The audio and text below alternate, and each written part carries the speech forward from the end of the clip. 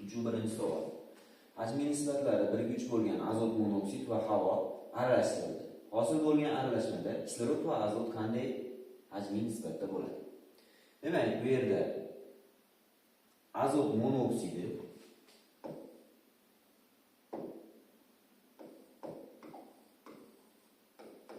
1 mol, 3 mol havo.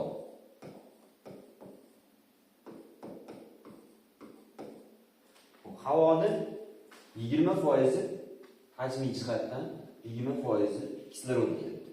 Hop, 3 molning 20% 0,6 mol bo'ladi.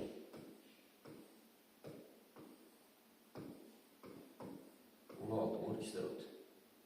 3 moldan 0,6 ni ayirsak 2,4 mol azot.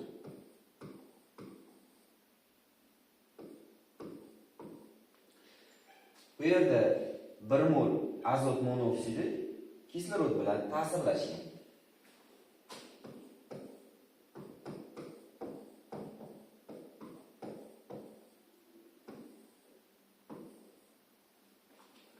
Reaksiyada kislorod oshib qolgan. Demak, azot monoksid tugagan. Tugagan moddadan ketamiz.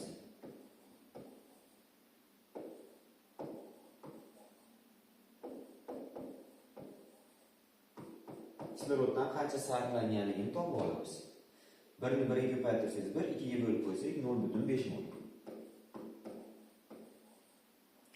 0,5 mol kislorod sarflandi. Ana endi 0,6 mol bor edi. 0,5 molni ayirib qo'ysak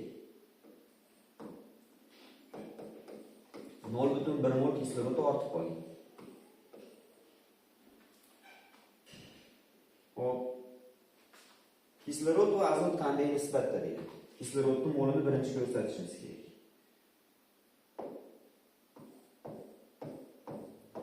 Kislorodning miqdori 0,1 mol. Og'ir aralashmada. Hop. Azotning miqdori 2,4 mol. Ularni nisbatga o'tkazadigan bo'lsak 1 ga 24 nisbat beradi. To'g'ri javobdir.